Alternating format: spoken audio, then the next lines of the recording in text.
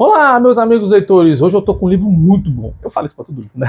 É Luiz Barsi, a biografia, a autobiografia dele. Eu queria muito ler esse livro, estava atrás dele já tinha um tempo, consegui passar ele na frente dos outros porque era urgência, né? Na minha área, fico muito feliz de ler esse tipo de livro. E se você quiser entender como ele se tornou o nosso Warren Buffett do Brasil, você fica aqui nesse vídeo que eu vou te dar todas as estratégias que ele usou, um resumão completo, então se prepara, que hoje você vai aprender a ser um grande investidor na Bolsa de Valores. Só que não, mas uma grande introdução você vai ter. Pelo menos como ele conseguiu, você vai conseguir aprender aqui também. Lançado em 2022 pela editora Sextante, essa minha edição é de 2022, 239 páginas, bem tranquila, até porque no meio aqui tem bastante fotografia, contando da vida dele, bem legal, bem legal, bem legal, muito legal. 22 capítulos, bem espaçado, bem distribuído, onde ele vai colocar passo a passo ali de como que ele passou todas as suas experiências. Além dele contar como que ele passou por essas experiências e chegou onde chegou, sendo o nosso referencial máximo da Bolsa de Valores, inclusive ele recebeu um prêmio, né, por ser o investidor da década, não só do ano, ainda da década.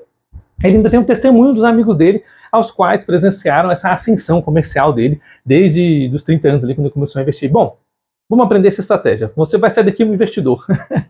No prefácio ele vai falar sobre a Louise, né, a filha dele, e ela entendendo ali que ela tinha uma vida boa, mas que ela não tinha uma vida rica, porque ela não sabia que era rica. Muito legal isso, ela queria uma bicicleta, e o pai falou para ela assim, o pai sendo um mega empresário, investidor, no caso, né, acionista, ela queria uma bicicleta e ele falou para ela, então vamos fazer assim, vamos abrir um cofrinho aqui para você vai guardando seu dinheirinho aqui, e quando você tiver o dinheiro da bicicleta, a gente compra. Ele ensinou, mesmo tendo todo o desígnio de comprar, como poupar. Nossa, é um exemplo de pai. Acho muito interessante essa questão de mesada para as crianças, já falei isso em outros vídeos de educação financeira, porque eu fui aprender a trabalhar com dinheiro quando já era adulto e só fiz bosta.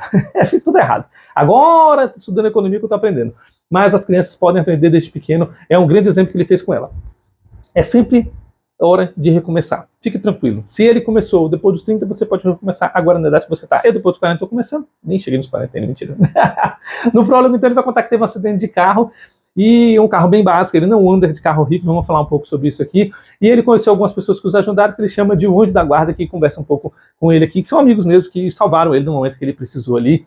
E aí eles fazem uma apresentação aqui de quem que ele é. Engraçado, que ele vai mandar arrumar o carro numa cidadezinha pequena, e ele dá a palavra dele como confiança, e o cara acredita, ele fala, se você não acreditar, pode procurar meu nome na internet. Ele, não, vou procurar. Muito engraçado. Não, só você pesquisar quem eu sou na internet, você vai descobrir quem eu sou. E de fato, né, o cara é referência total. Como são 21 capítulos, eu vou ver aqui como é que eu vou falando com vocês, apresentando um a um, vou pulando, mas vamos lá, como a gente sempre faz, né? Capítulo 1, menino do quintalhão, ele vai contar aqui que ele estava morando no Cortiço com a mãe dele. Ele é descendente de uma mãe que tem descendência espanhola com um pai que tem descendência italiana, então ele tem uma mistura aí dos dois. O pai morre aos 30 anos com uma cirurgia mal sucedida, e o vô botou os caras para correr de casa. Oh, meu Deus do céu, família é um negócio complicado, né? Vai ver que o cara não engraçava muito com a nora. E aí eles tiveram que morar nesse quintalhão, que é um lugar como se fosse um cortiço, onde fazia parte de um pouco da família materna, mas era bem humilde, bem simples, bem pobrezinho, e ele vai morar ali dos 3 anos de idade até os 20 anos de idade. No capítulo 2, chamado Contabilista, ele vai falar que aos 14 anos ele trabalhava como office boy para ajudar na renda de casa, porque era bem humilde, e nos 15 ele escolhe contabilidade na escola. Bom, para quem lembra, antigamente a gente tinha um ensino cientificista, onde no ensino médio, eu vou explicar para os alunos de hoje, né? Hoje no ensino médio você só aprende o que tem na escola ali, nada mais e acabou. Você sai do ensino médio para o mercado de trabalho sem saber nada. Mas antigamente você podia escolher entre contabilidade e alguns outros cursos que tinha ali na época. Na minha época já não tinha mais isso, foi uma pena. Entretanto, todavia, muito embora, não obstante, hoje ainda existe esse curso técnico à parte. Eu, por exemplo, ao terminar o ensino médio, você pode fazer enquanto faz o ensino médio, eu fui lá e cursei sobre informática. Então eu terminei o ensino médio e fiz o curso de informática. Na minha época era extremamente difícil. Era uma prova muito complicada, você entrava com 1.600 alunos, formava 3. Cá estou um desses 3. Claro que os outros formavam depois, mas ficavam ao longo do caminho. E o Barsi passou por isso. Hoje ainda tem, por sorteio, chama Escola Técnica de Brasília. Estou explicando isso porque vale a pena você ingressar no mercado de trabalho sabendo algum conteúdo, e ele já sabia contabilidade. Então, ele diz que todas as vezes que ele chegava nesse quintalhão, nesse cortiço que ele morava, era um incentivo para ele mudar de vida. Ou não quero morar aqui, isso é horrível, eu quero mudar para um lugar bom. Tem incentivo melhor do que você querer sair do lugar onde você está? Bacana, né? O incentivo dele. Então, logo que saiu do ensino médio em contabilidade, já foi ingressando direto em economia. Nossa, meu sonho. Quem dera eu aprender essa economia lá no ensino médio. Bom, enfim, aprendi depois de velho. Mas tá bom, né? Nunca é tarde para recomeçar, como eu falei. Sempre cedo para você ir lá e ir atrás dos seus sonhos. Ele entendeu, então, que ele tendo contabilidade e economia, ele tinha um olho de cego. Então ele era rei, e se ele era rei, ele ia aproveitar o reinado dele. Então ele começou a dar aulas de economia e se casou com uma colega do trabalho da escola ali, do trabalho de contabilidade, ele vai chamar de M, mas foi um casamento que não durou muito tempo. Ele teve 2 filhos com ela achava ele muito murrinha, mas na verdade ele não era murrinha, ele simplesmente era um poupador. Ele disse que o dinheiro era muito difícil de comprar, de conseguir, então ele não ia gastar com besteira. Eu até entendo ele, né, porque ele acabava investindo nisso. Bom, enfim, a gente vai entender sobre os pensamentos dele mais na frente. O terceiro capítulo vai falar que ele é um investidor iniciante. Ele vai aprender ali que análise fundamentalista é aquela análise que você vai fazer das empresas, entendendo o teu rendimento, o teu patrimônio, o teu balanço comercial, quanto que a empresa ganha, quanto que a empresa lucra, quanto que a empresa gasta, como os funcionários lidam com essa empresa. Essa análise bem fundamental mesmo é a base para você fazer um grande investimento. Já estou começando a dar as dicas aqui de que ele dá para você fazer um investimento de empresa. A análise técnica é aquela do gráfico, mas ele trabalha com análise fundamental, que é entendendo como que a empresa funciona, como que a empresa dá lucro. Vamos entender que quando você entra no mercado de ações, você se torna um sócio daquela empresa. Então vamos supor que eu chamo você para fazer uma sociedade. Vamos abrir uma barraquinha de pipoca. E quanto que você vai entrar com recurso para a gente abrir esse barraquinho de pipoca? Calma, já estou falando de dinheiro, você vai olhar para mim e dizer, né? Espera, que negócio é esse? Qual que é a lucratividade dessa empresa? Quantos funcionários vão trabalhar? Em que ponto comercial vai ficar? Tem oferta e demanda nessa região? Não, são perguntas óbvias. Pois é, mas hoje não. As pessoas chegam no mercado acionário, compram lá e acham que vão ficar ricos. É isso que ele fala aqui. Que as pessoas no Brasil que investem no mercado acionário, elas são leigas. Elas não entendem nada. Elas são especuladores. Especuladores são as pessoas que compram ação e quer vender mais caro. Eu comprei R$1, quero vender a 10. Pronto, e fica esperando uma mágica, fica fazendo uma fezinha ali para que o negócio suba. Muito engraçado como ele fala aqui. Então ele vai explicar um pouquinho de como funciona a carteira de investimentos dele e como que ele faz essa mágica justamente para ele trabalhar nesse tipo de carteira. Ele vai explicar que ele compra as empresas através do balanço comercial, que como formato de contabilidade, ele sabe quanto que a empresa ganha, quanto que a empresa gasta para ganhar e quanto que a empresa lucra. Isso é bem importante, hein? Então ele vai trabalhar com yield. Olha, a palavra mágica do método Bassi é yield. Yield é o preço do cupom dividido pelo valor unitário. Calma, vou explicar. Vai ficar bem facinho. Você tem uma empresa que está cotada, a ação dela está cotada a R$100. Vamos uma empresa Y aqui, X, Y, o nome que você quiser dar. Essa empresa, quando você a compra, você se torna sócio dela. Então você decidiu fazer sociedade comigo da barraquinha de pipoca. E eu vou te pagar 1%. Vamos subir para 10 para ficar fácil a conta. Vou pagar 10% todo mês para você de lucro. A empresa dá lucro, nós estamos trabalhando, pagamos funcionário e vou te dar 10%. Esse 10% é o cupom, é o dividendo. É justamente aquilo que você vai receber mensalmente por ser um sócio. Então, peraí. Se você pagou R$100 para se tornar sócio e eu te dou R$10 todo mês, 10%, em 10 meses você pega o teu dinheiro investido de volta. Isso é o yield. Em quanto tempo você vai receber de volta o valor investido? Olha que cálculo interessante. Então, se em 10 meses você pega o valor de volta, você pode simplesmente sacar o teu dinheiro e receber o dobro, ou você pode deixar lá e ganhar daqui 10 meses o dobro do que você tinha. A cada 10 meses dobra o patrimônio. Exatamente. É por isso que ele compra em ativos com yield. Ele vai ver o balanço patrimonial da empresa para saber se aquela empresa é boa de comprar e compra o yield. Ele quer saber qual o dividendo que ele vai receber. Quantos anos eu vou receber de volta aquele produto? Esses dias Magazine Luiza estava só em 80 e poucos anos para receber o valor de volta. Enquanto o Petrobras estava em 2 anos. Olha que contrapartida. Lembrando que eu não estou fazendo nenhuma indicação de investimento, estou contando relatos, não estou dando nem data, para você saber que esses valores mudaram, até porque o livro se passa em 2022 e eu já estou 2 anos à frente, um pouquinho mais. Mas eu quero que você entenda que existem vários tipos de investidores. Existe aquele especulador que compra barato para vender caro, e ele é o investidor que ele compra e guarda. Eu estou falando de swing trade, que é compra para vender depois. O buy and hold, eu vou comprar para eu vender. E ele quer comprar e quer guardar. Ele quer viver dos dividendos. E ele não vai calcular o patrimônio dele com o que ele tem de ativo, ele vai calcular o patrimônio com que ele vai receber. Esse ponto de vista é bem interessante, porque quando eu compro ações, eu fico pensando assim, nossa, eu tenho tanto em ação. Ele já pensou o contrário. Quantos papéis eu tenho para calcular quantos dividendos eu vou receber? Aprendi muito com esse livro, é bem interessante a biografia dele. O capítulo 4 vai falar que ele foi sócio da corretora, o número dele, né? Ele abriu uma corretora com os amigos, na época existia 20 bolsas de valores no Rio de Janeiro, ali no Brasil todo, eram bolsas gigantescas em São Paulo. Então ele foi convidado para ser colunista de um jornal, onde ele explicaria ali como que estavam os ativos diariamente, e foi um sucesso.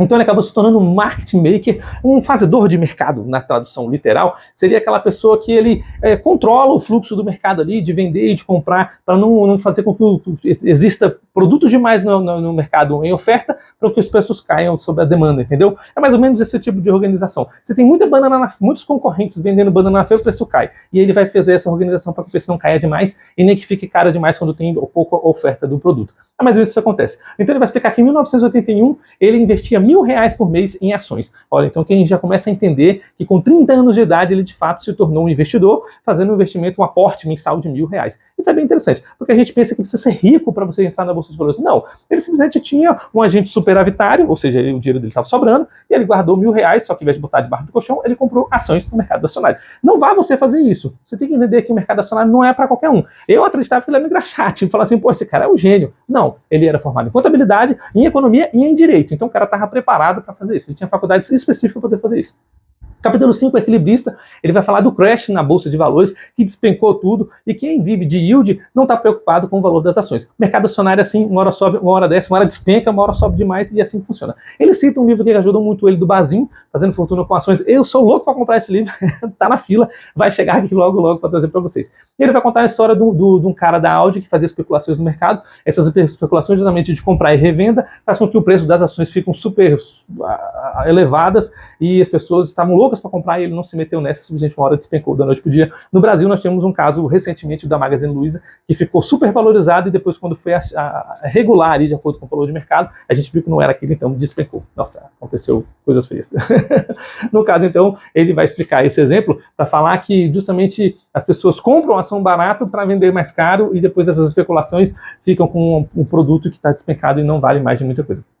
Capítulo 6, o teórico, ele vai dizer que ele teve a ideia, quando o Brasil iniciou o INSS em 1970, de que você teria uma aposentadoria. E ele já de cara falou, isso não funciona.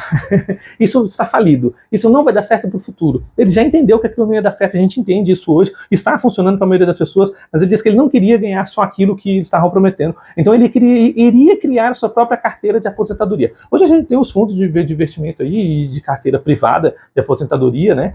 Mas ele disse que por que ele vai dar para os outros gerir o fundo dele, sendo que ele sabe gerir? E isso faz todo sentido para quem entende, né? Para quem é um investidor aí um pouco mais avançado.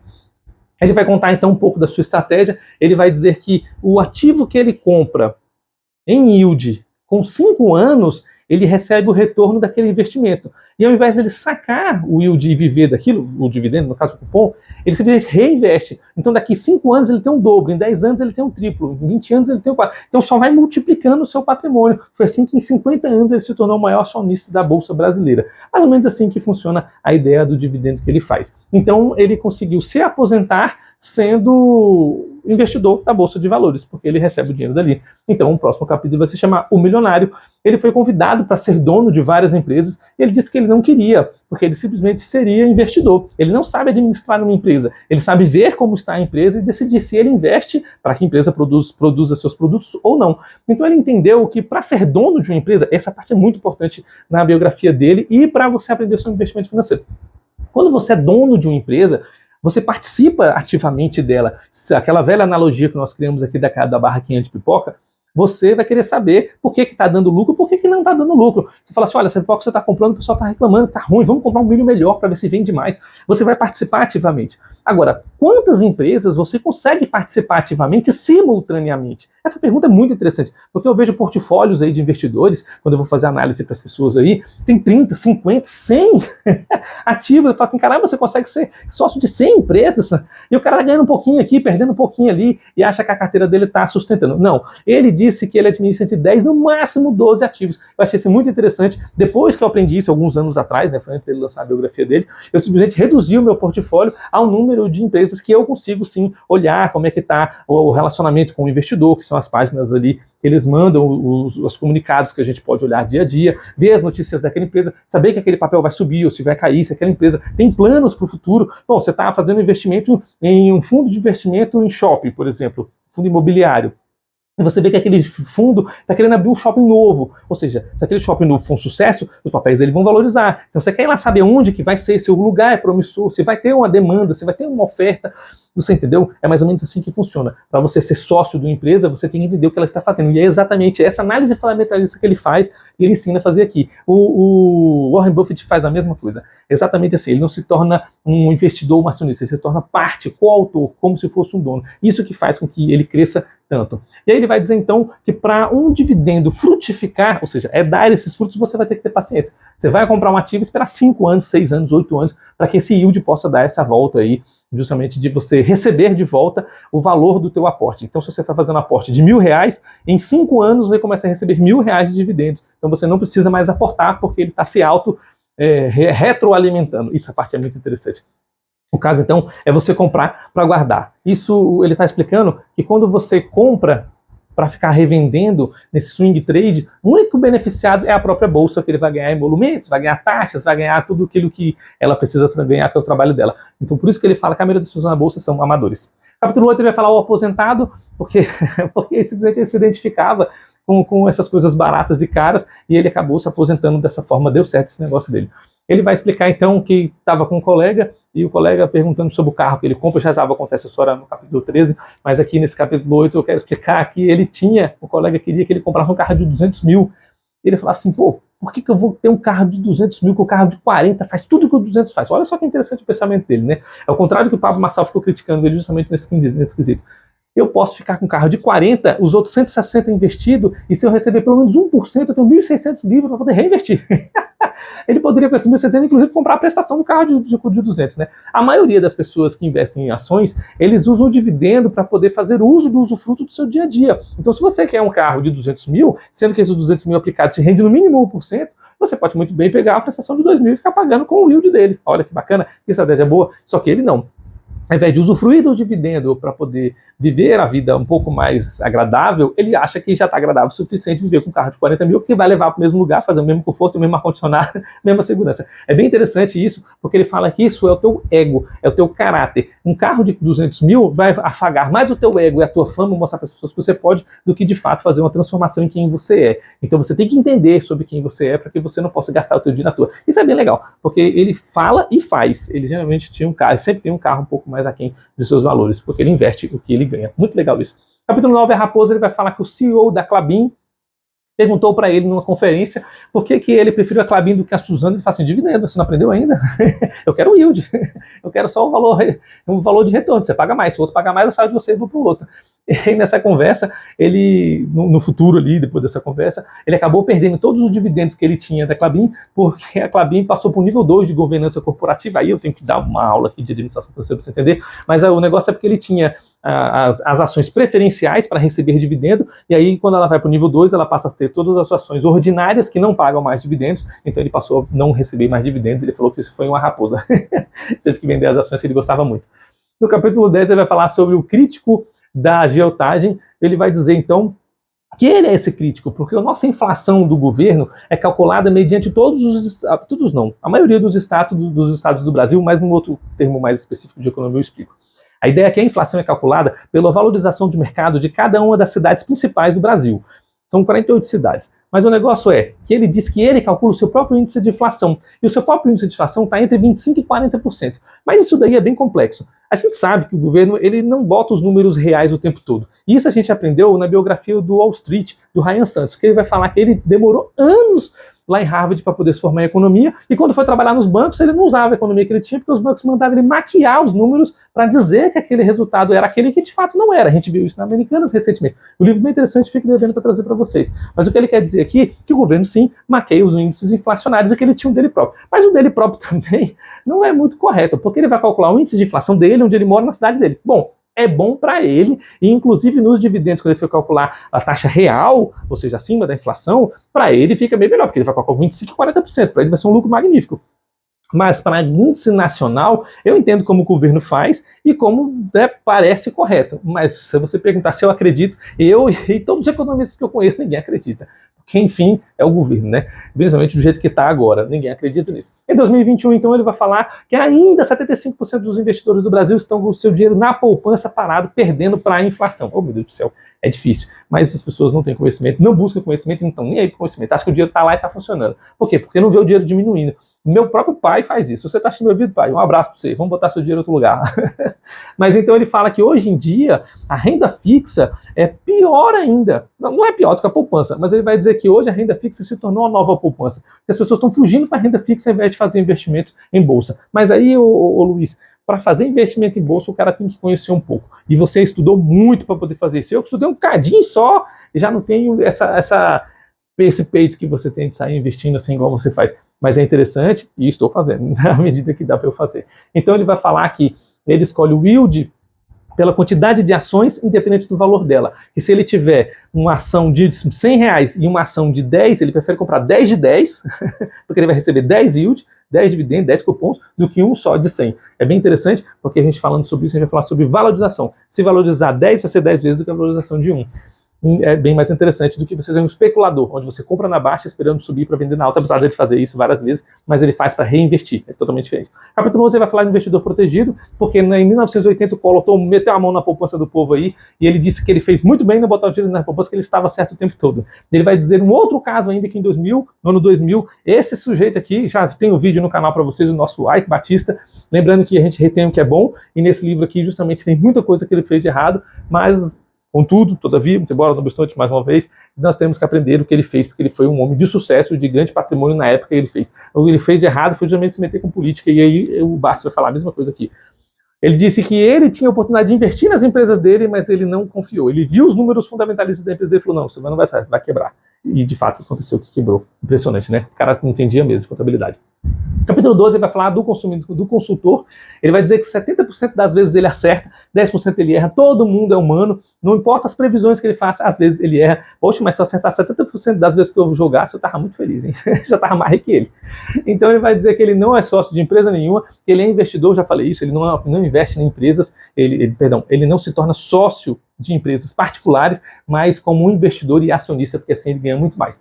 Então ele acaba se casando com uma pessoa, contadora da vida dele lá, uma companheira lá, que tem 18 anos de diferença, a Marli, ela tem 36, ele tem 54. Muito engraçado essa história, ele pedindo a mão dela em casamento pro pai, e o pai, não quero não, você é muito velho. Não, mas eu sou rico. Não, então tá bom, então pode. Brincadeira, nem foi assim, mas é porque é engraçado. E ela acaba ficando grávida do seu 5º filho, e aí é muito engraçado, muito interessante, porque fica aquela velha história de Jacó, né? O José ali, o último filho, filho da velhice. E o filho da velhice é o filho mais querido, mais mimado, porque enfim, você já está com o patrimônio criado, você já está com o tempo, você já está com a vida produzida. Então fica muito mais fácil você criar. Então ele acabou criando a Luísa com todo carinho, com toda a emoção. Inclusive é ela que está herdando toda a economia dele e a metodologia de investimento do Barsi. A Luísa Barsi que está fazendo isso, a gente vê nas propagandas, nos jornais, na televisão. Ela, de fato, ela herdou o carinho e a emoção do pai. Mas na frente ele vai contar que o filho dele, o primogênito, tentou aprender a economia dele, todos esses investimentos dele, só que o menino queria lucros muito rápidos. Ninguém quer fazer um investimento para colher daqui a 5 anos. Ninguém quer plantar uma árvore para sacar o seu primeiro fruto daqui a 5 anos. E ele esperou 50 anos para poder colher os frutos dele. Assim, ele foi colhendo ao longo do tempo, claro. Mas para chegar onde ele chegou foram 50 anos. Bom, então ele sofre um infarto, e ele ficou muito mal por causa desse infarto, e a Luísa nasce bem no dia que ele estava tendo infarto, e aí, 14 anos depois, ela pede uma mesada para ele. Tem aquela história da bicicleta, mas essa história da mesada é de um tênis que ela queria comprar, muito engraçado, um tênis de R$300, ele fala assim, não, eu vou te dar umas ações aqui que vão render dividendo, e esse dividendo eu vou te dar sua mesada por mês, e você faz o que você quiser. Aí ela entendeu naquele dia que ele era rico. Muito engraçado ela contando sobre isso. Aí ele acaba tendo um segundo infarto, oh meu Deus do céu. Ainda bem que o homem ainda está vivo. Capítulo 13 vai falar sobre investidor exposto, um amigo dele falando que todos os homens ricos andam de BMW. Você já comprou sua BMW, Barsi? Ele, não, eu comprei uma BN-E4. Aí o cara, uai, que carro é esse? Não, não é um carro não, é um Banco do Nordeste. Muito engraçado. O Banco do Nordeste estava fazendo umas... Aí é o que eu digo, né? Para você aproveitar as oportunidades da vida, você tem que ser uma pessoa que tem o conhecimento. O Banco do Nordeste estava com as oportunidades de comprar ações e parcelar em 12 vezes. Ele fez umas contas, olhou os números, olhou o patrimônio, olhou tudo e falou, esse negócio está errado. Ele foi lá e falou assim, olha, eu quero comprar umas ações. O cara, quanto? Ele, 5 milhões. O quê? Essa história, quando ele conta isso na internet, eu morro de rir. 5 milhões. Como assim? Isso, e parcela em 12 vezes, por favor. Ele calculou que o yield pagava-se em 12 meses. Então, ele pagaria apenas a primeira parcela. A segunda parcela seria paga pelo próprio dividendo, o cupom que a empresa dava. Então ele pagaria a primeira, as outras, os 12 yields que ele fosse pagar, ele pagaria a prestação e a última pagaria dinheiro de retorno. Então no próximo ano, um ano depois, ele simplesmente teria todo o dinheiro de volta e não precisaria gastar mais nada. Eu estou falando só de quase 500 mil por mês. Primeiro que você não tem meio milhão para tirar do bolso e fazer isso. E se você tiver, você perdeu a oportunidade, porque isso já passou. A oportunidade é assim, um cavalo doido, se você não entende, não conhece, passa batido. Engraçado que ele estava preparado. Muito legal, porque ele vai falar aqui que ele sempre jogou contra o mercado. E essa jogada dele contra o mercado é o que torna ele antifrágil. De antifrágil nós temos o Taleb. É a mesma estratégia, foi assim que o Taleb ficou milionário, indo contra os economistas. O livro inteirinho, o Barsi vai falar que ele ia contra tudo que os outros falavam. Pô, você tem que vender, então eu vou comprar. Ah, porque a ação caiu, então é hora de vender, então é hora de comprar. Ah, porque a ação subiu, é hora de vender, então eu vou ficar quieto. Ele sempre era do contra, e o pessoal falava que ele era um apostador. Aí o apostador ficou milionário, apenas com estratégias pequenas. E o Taleb fez a mesma coisa nesse livro aqui. É muito interessante como o Barsi, ele é um antifrágil, assim como o Taleb explica aqui, e ele também é. Tanto ele recebeu uma carta da CVM porque ele estava comprando ações do Santander em penny stocks. Essa palavra tem que falar devagar, para não gerar cacofonia. Penny stocks. Quer dizer o quê? Que a ação está abaixo de R$1. Então a ação do Santander está valendo 11 centavos na época. E ele estava comprando uma atrás da outra. E aí a CVM falou para ele assim, você está recebendo informação privilegiada da onde, hein? Para que você possa simplesmente comprar esses ativos aí.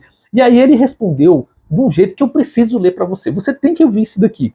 Gostaria de informar a comissão que me formei em 3 faculdades, Contabilidade, Economia e Direito. Além disso, eu tenho 40 anos de atuação no mercado e compro ações para guardar. Sou um investidor bastante atento às oportunidades no mercado, de modo que quem me deu a informação privilegiada foi o próprio mercado por meio da minha análise. Recomendo aos senhores que ajam como eu. Em vez de ficar questionamentos úteis, comprem bons papéis e os guardem. Eita, o Barsi é sensacional. Eu precisava ler isso aqui para vocês, eu morri de rir disso daqui. Capítulo 14 vai falar do investidor, onde ele ganha dinheiro com concorrência, justamente porque ele ganha dinheiro no Brasil, porque tem menos concorrência, por causa da concorrência aqui que é menor, enquanto os investidores nos Estados Unidos, eles fazem grandes investimentos, então fica um pouco mais concorrido lá. Então ele vai falar que não investe em fora, ele investe no próprio país dele. Isso é bem interessante. Ele vai contar um caso aqui, que ele comprou ações da Caixa Econômica a R$14 e vendeu a 90, 5 anos depois, para fazer outro investimento por causa dos yields que ele queria. O capítulo 15 vai contar da mãe dele, que faleceu aos 92 anos, e ele foi um grande filho, ele cuidou da mãe até o último segundo, cuidou do sogro, inclusive, até o último segundo ele foi um grande filho, ele realmente honrou os pais que tinham, por isso que é um homem longevo, né, como diz aí o nosso, se não me engano, a quinta lei das tábuas de Moisés, né? Capítulo 16, o investidor inexorável, ele vai falar que a Unipar caiu, então ele foi lá e comprou 10% de todas as ações que tinham no mercado, porque estava em queda. O cara é sensacional. E aí as ações estavam também em penny stocks, e aí ele acabou ficando a R$100, ele ficou milionário com esse tipo de ação. Ele vai falar de várias ações aqui que eles se tornaram bilionários, as ações bilionárias, imagina ele recebe mais de 1,5 milhão de dividendos por dia. Então eu vou deixar essa frase, inclusive no Shorts, que ele vai dizer que ele vive o que é óbvio e não o que é fantasioso. Sobre o que é óbvio, esse livro eu já falei para vocês em outra ocasião. O óbvio é você fazer aquilo que você gosta, é fazer aquilo que você entende que é bom e que é correto. E é isso que ele faz aqui. Ele faz o que ele gosta o tempo todo. Inclusive, ele diz que ele nunca tirou férias na vida. Ele simplesmente, quando ele saía para viajar com a família, ele levava o computador e ia trabalhar. Você pode trabalhar onde você estiver quando você vir da bolsa. E o óbvio é exatamente isso. É você fazer o que você gosta para que você não trabalhe um dia sequer. Então ele foi honrado em 2021 como o empreendedor da década. Ele é um investidor, né? 2017, capítulo 17, o Guerreiro, ele vai dizer que ele comprou ações da Eternit no ano 2000 e essas ações simplesmente se dissolveram porque ficou proibido o metal da Eternit porque era contaminoso, era tóxico. Mas ele continua sendo guerreiro e achando que essa empresa vai conseguir dar a volta por cima porque ela vai investir esse metal, essa mineração para outros lugares em outros países e está dando certo. Capítulo 18, o Turrão, ele vai dizer que ações da Oi estavam dando 2 milhões em dividendos. E ele fala assim, opa, uma ótima oportunidade, mas não vou comprar não, hein? Ainda bem que ele não comprou, hein? Porque a Oi se dissolveu todinha.